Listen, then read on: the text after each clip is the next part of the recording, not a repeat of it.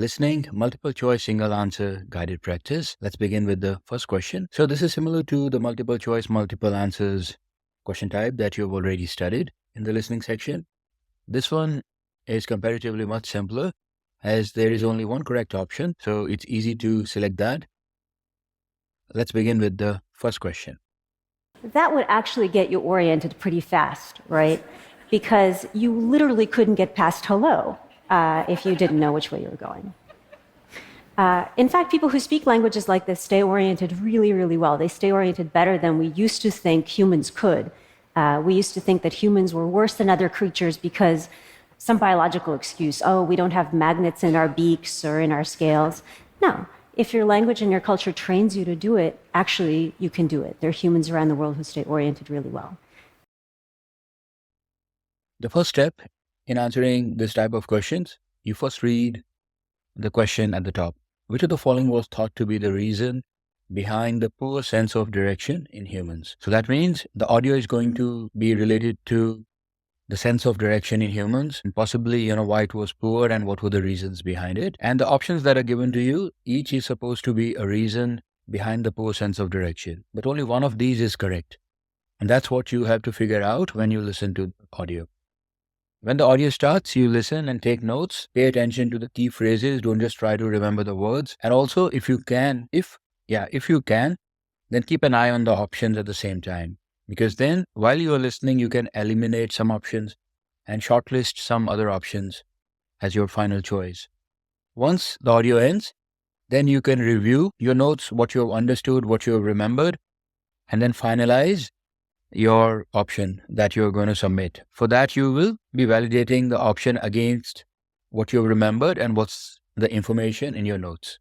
Once done, then simply submit and go to the next question. The correct option in this question is the last one. Our biological system didn't have the capability to understand directions naturally. So yes, the speaker, she says that it was thought that we are different from other animals, we don't have magnets in our beaks, etc. That refers to the biological system, and that's why we could not understand directions. Other options, the languages are mentioned, other things are mentioned, but they are not mentioned as the reason behind the poor sense of direction. The biological system though, some things that other animals had and we don't have, the human beings don't have, that was discussed clearly. So that is the option that we will select. Let's go to the next question. We're not in the streets. No, seriously, if there's a difference between us and the protozoa, a difference that matters, it's not just our art and science and technology and so forth. It's that we can yell and scream, we can go out into the streets, and over time, change the way society works. But we're not doing it. Wizards have been arguing, literally for decades, that nuclear power is key to saving climate change. Resolving climate change, not saving it, sorry. But the first pro-nuke march in history occurred less than 2 years ago and was dwarfed by the anti-nuke marches of the past.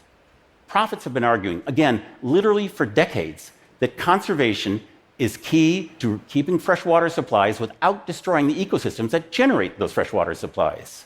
But in the history of humankind, there has never been a street full of angry protesters waving signs about leaky pipes.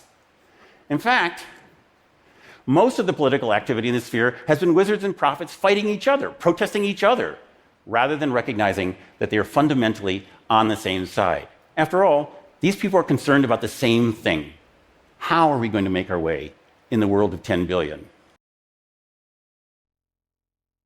The correct option number 1, to find ways for human beings to exist in an increasingly overpopulated world. So if you have taken notes and paid attention to what the speaker was saying, he says that on the both sides, people are concerned with how we're going to make our way in a world of 10 billion people. That means an increasingly overpopulated world, and people are concerned how we will live in that world. And when he says on both sides, so that means everyone on either side of the debate, which is what was referred to in the question. All right. So other things, for example, freshwater supply, etc., these are mentioned, but it's not mentioned in the sense that everyone is concerned with them. Okay, we had to pick what is mentioned as something that everyone is concerned with. So whether on either side of the debate, whether they prefer one option or the other, but something which everyone is worried about. And that was how to live, how to coexist in an increasingly overpopulated world. So I hope you are getting better at taking notes and remembering. We have to use all the methods that are available to us. Writing notes, remember, trying to visualize as we listen. Okay. So do that. And if you need more time, if you want to try this question again or any other question at any point, feel free to pause the video and do it again, because ultimately our goal is to learn. This is not just a test. This is an exercise to help us get better at these questions. Question number 3 now. For example, in the current trade conflict, China is already the number one trading partner of all the major Asian countries. Which brings us back to our Greek historian. Harvard's Thucydides trap case file has reviewed the last 500 years of history and found 16 cases in which a rising power threatened to displace a ruling power. 12 of these ended in war. And the tragedy of this is that in very few of these did either of the protagonists want a war. Few of these wars were initiated by either the rising power or the ruling power. So how does this work? What happens is a third party's provocation forces one or the other to react, and that sets in motion a spiral which drags the two somewhere they don't want to go.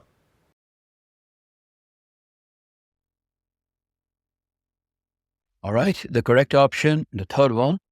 A third party provokes either the existing power or the rising power to react, and that leads to a war. The question was, which of the following describe the way a war might happen between an existing and emerging power? So that means, what can we expect to hear in the audio about the rivalry between an existing power, like a superpower country, and an emerging power, and what might happen that can lead to a war between them? So the options, they're supposed to represent different scenarios that might lead to a war, and we have to pick the one that is mentioned in the audio. Now, in the audio, it's very clearly mentioned that neither of those parties, the war is mentioned many times, that in many cases a war happens, but it's also clearly mentioned that neither the emerging or the existing power wanted the war to happen. And then there's a clear mention that a third party does something which provokes one of the powers, and that leads to a war. Now, it's not clearly said that leads to a war. It says that they both end up going somewhere they don't want to. Means it leads to an undesirable outcome, which in this case is a war, because the context is discussing how the war might happen. So I guess what I'm trying to highlight here is that you'll not always hear the correct option have the same words mentioned in the audio. It can be referenced, can be framed in a different way. As in this case, a war has been referred to as something where neither existing power or the rising power want to go. How do we decide that it refers to a war? Because the whole discussion is about how the wars may happen and about the provocation by a third party.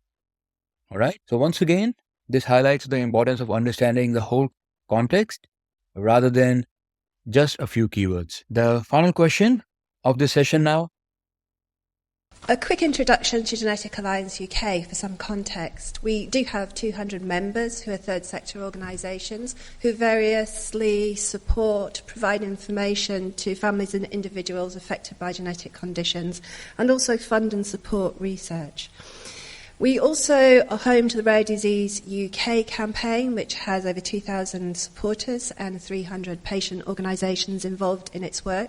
And Rare Disease UK was created to promote an environment where policies developed for the benefit of those with rare diseases in the UK could thrive. And finally, we are home to Swan UK, which provides support and information to families who have a child or young person affected by a condition of unknown origin, but which is likely to be genetic. And I just wanted to give you that for context, because I'm going to go on and talk about our work. The correct option is option number 3, fundraising to support the development of more resilient genes. Now, I'll leave this to you as an exercise. The first thing, the notes that you have, do they clearly indicate that option number 3 is correct? I mean, have you noted down fundraising, support, development, resilient genes, or any reference to them? If yes, then it's good, right? That means you have been able to select the correct option already. If not, I want you to go back, listen to this audio again, and this time focus on these key points. Okay, so basically first try to get your notes right, and then in a sentence or couple of sentences, describe what's wrong with the other 4 options and why the third option is correct. Okay, spend as much time as you need to get this right.